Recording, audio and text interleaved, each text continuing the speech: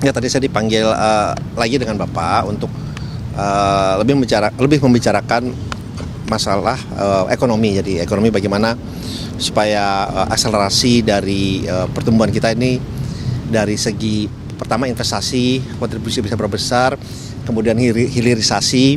Karena kebetulan kan tadi saya juga mendampingi Bapak ke Cilegon ya, berangkat tadi pagi dengan Bapak untuk yang Lotte Chemical. Nah, itu Bapak melihat bahwa ini kan suatu hal yang positif. Jadi untuk hilirisasi yang sudah dipetakan, dicanangkan, kita melakukan evaluasi kan secara komprehensif keseluruhan. Nah, itu arahannya kalau yang sudah dilakukan evaluasi secara baik, secara benar, itu sudah bisa mulai dijalankan dulu. Jadi kalau misalnya udah ada yang misalnya dari 18 sudah ada yang berapa yang sudah oke, baik secara financial, secara legal, administrasi, teknologi sudah oke, itu bisa segera dijalankan. Kemudian bagaimana juga untuk pendanaannya, kita bicarakan juga struktur pendanaannya seperti apa, kemudian peran Danantara itu seperti bagaimana. Jadi itu sih yang secara garis besar kita bicarakan, karena kebetulan kita juga mendapatkan kepercayaan juga dari para investor, kemudian dari para perbankan luar negeri juga sangat baik gitu ya. Jadi ya ada beberapa, kalau saya sampaikan ke Bapak Presiden bahwa kalau dari pendanaannya kita tidak ada masalah. Kita mempunyai pendanaan yang sangat baik, sangat solid. Kita pun melakukan rating baik oleh Pevindo, ratingnya juga AAA, oleh Fitch juga AAA, rating tertinggi yang kita dapatkan. Saya juga laporkan itu, dan tadi juga melaporkan perkembangan dari program Waste to Energy juga tadi Bapak Presiden minta di-update. Saya laporkan bahwa kita sudah proses untuk melakukan penjaringan, pendaftaran sudah, dan penjaringan dari potensial investor. Memang ada lebih dari 240 ya, nggak salah, yang berminat dari luar negeri, dan ini memang kita melakukan dalam beberapa batch, karena dari kami kan kesiapannya sesudah dilihat secara penuh oleh Kementerian LH dan juga oleh Menko Pangan. Jadi kemudian baru diberikan kepada kami untuk melakukan proses biddingnya, tendernya gitu. Itu juga untuk proyek yang Waste to Energy itu ada target groundbreakingnya yang paling cepat itu ada, Pak? Ya kan ada 7 daerah ya yang sudah diberikan green light lah oleh Menko Pangan dan juga oleh LH.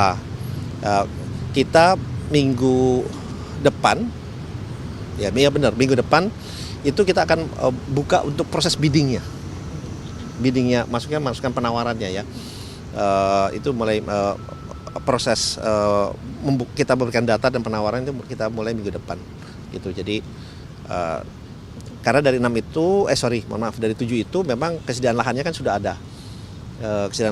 ada. Kemudian kesediaan dari sampahnya juga sudah cukup, kesediaan dari infrastrukturnya juga, jalan maupun air juga sudah ada. Jadi itu bisa kita proses lebih lanjut lagi untuk yang 7 daerah itu. Pak, bicara soal hilirisasi, tadi Pak Bahlil bilang sudah menyetorkan 18 proyek hilirisasi gitu. Salah satunya adalah DME, Diameter Ital ya Pak. Itu progresnya jauh mana Pak?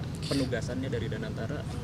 Ya, kita tentunya yang disampaikan oleh Pak Bahlil itu kemudian kita kan melakukan evaluasi secara keseluruhan. Itu tadi yang saya sampaikan di awal. Jadi kita evaluasi secara keseluruhan untuk proyek-proyek yang visible, yaitu segera kita tindak lanjuti gitu ya. Untuk tapi DME sendiri bagaimana Pak? Itu ya memang DME termasuk salah satu yang kita evaluasi dan baik. Tapi kita juga memastikan dulu untuk teknologinya, teknologi yang kita utamakan adalah yang up to date juga dan yang paling efisien lah, karena kan DME ini dulu pernah dicoba dijalankan ya kan, sempat groundbreaking malah, tapi kemudian berhenti kan. Nah, hal itu yang kami kalau di Danantara tidak mau ada hal itu terjadi lagi. Jadi kita benar-benar kalau melakukan evaluasi benar-benar secara menyeluruh, sehingga pada saat kita mulai berjalan atau groundbreaking itu akan berjalan secara full dan sesuai dengan target-target yang dicanangkan. Itu aja ya. Untuk DME sendiri, Oke, makasih ya. DME-nya sendiri investasi langsung apa delegasi ke BUMN Pak untuk DME tadi? Kita bisa investasi langsung sih mungkin. Investasi langsung. Investasi langsung. Chip-in-nya kira-kira berapa Pak? Berapa billion dollar gitu? Aduh, saya nggak ingat angkanya, soalnya ada banyak angka-angkanya. Tapi Perasan yang West for Energy itu Pak bakal kerjasama juga sama DG-nya sih Pak, terkait kan juga NDC. dengan apa? Yang food West for Energy ini Pak bakal kerjasama sama DG juga sih Pak. Soalnya Ini waste to energy. Waste to energy ya West for dengan- Energy dengan- bakal kerjasama DG juga nggak sih Pak? Karena kan DG-nya apa? juga salah satu tantangannya food waste ya Pak.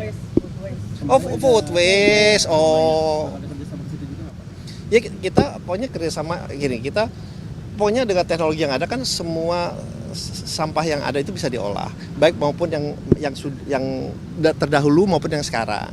Nah, jadi dan sampah itu sekarang tidak perlu dipisah-pisahkan. Kalau dulu kan harus dipisah-pisahkan. Sekarang semua sampah itu bisa diolah dengan teknologi yang ada, baik yang baru maupun yang lama. Ya memang hanya membedakan mungkin kadar outputnya saja yang akan beda. Sehingga contohnya misalnya di Bantar Gebang atau di tempat lainnya.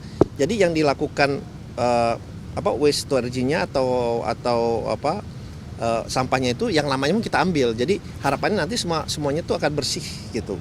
Maaf, ini benar-benar skemanya semua itu diolah Tanpa dipisah. ya. Tanpa dipilah. Jadi semua plastik, batu,